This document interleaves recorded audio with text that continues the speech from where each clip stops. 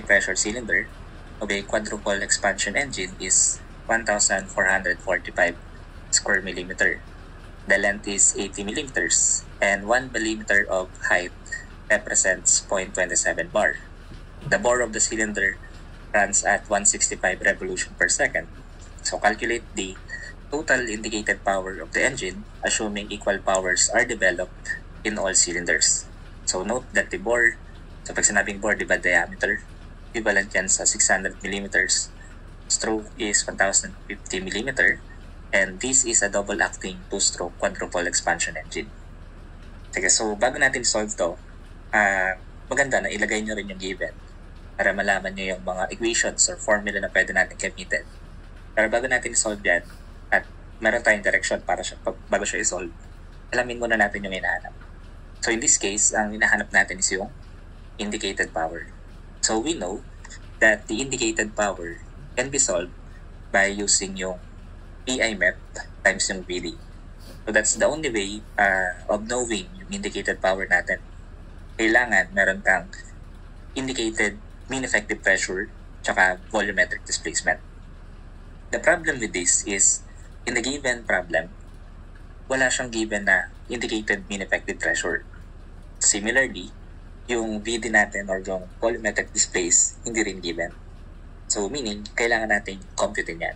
And so, sir, paano natin i-compute? Paano natin nalaman na walang PI MEP? So the moment sa diesel engine, merong given na indicator card diagram, then that means na kailangan may compute yung mean effective pressure natin. So the mean effective pressure, basically, kung re-recall natin si concept, that is basically yung equation natin ALS. Diba? And ALS. And so yun yung area ng indicator card diagram, spring index, tapos yung ating length ng indicator diagram. And from the given, that is, meron tayong ganyan values. And so, ano ba sa yung area natin? So dun sa problem, given tayo ng area sa indicator diagram, that's 144 square millimeter, 1445 square millimeter. Given din tayo ng length, that is 80 millimeters. Meron din tayong height na 1 millimeter representing 27.27 bar. So, yung scaling na 1 millimeter of height represents 0.27 bar is basically what we call the spring index. So, pwede mo i-substitute yan dyan, the area, the spring index, divided by 80. So, from this, we can see na magka-cancel out yung square millimeter at matitira yung bar. So ngayon, para hindi tayo mahirapan later on, yung bar, i-convert na rin natin ng kilopascal. And we know, 1 bar is basically 100 kilopascal. So 1 bar, 100 kilopascal, so cancel out. So matitirang unit is kilopascal. So let us compute yung value ng mean effective pressure natin dito sa problem na yan. So meron tayong 1445 times 0.27 divided by 80 times yung ating 100 kilopascal. So, simply press equals. Ayan, so press mo lang tong FT para makuha yung decimal. Makukuha natin yung value na 487.69 kilopascal. Pag meron na tayong mean effective pressure na indicated, so balikan natin yung hinahanap. Sorry, yung indicated mean effective pressure meron na. Ang wala naman sa atin yung volumetric displacement or yung VD. Ngayon, paano natin ito hanapin? So, ito yung may formula sa atin na ayan yung lanak o kaya langka, di ba? So, sometimes sinusulat kasi ito na LAN tapos NCK and tapos A. Then yung mnemonic dyan, yung langka. Minsan, then pwede rin yung lanak. Anyway, yung area, dahil diameter ng cylinder given, so basically that is circle. And that's pi over 4d squared, diba? So pag pinalitan mo yung area, magiging ganito yung equation natin. That is L, pi over 4d squared, yan yung area, times yung N, times the number of cylinder, number of acting piston, and the constant factor.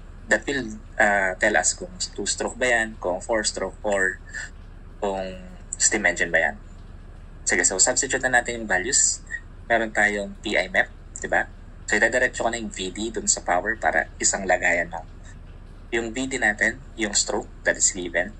So, given yung stroke. Ayan. Then, meron tayo dito ang diameter bore. Ayan. Yung N natin, that is given din. And yung 1.65 revolution per second.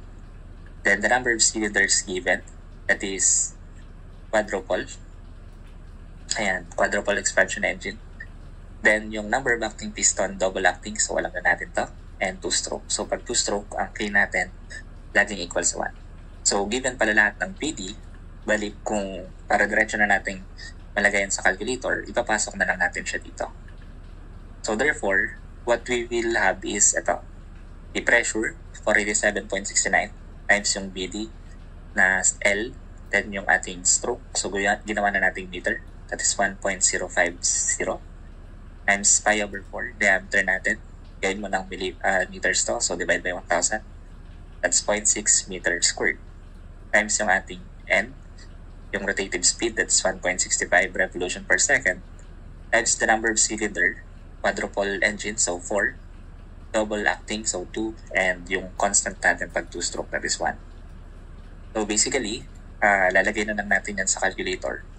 So, since nakuha naman na natin yung pressure nung huli, so times na lang natin. So, this is 1.05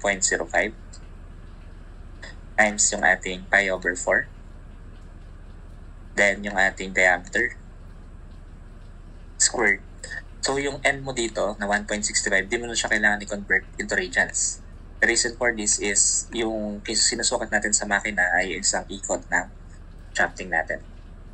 So, simply press equals. Yan. So, makuha na natin yung sagot. That is basically equivalent to 111.2 kilowatts. Sige, so therefore, yan yung ating final answer. That is yung letter A natin.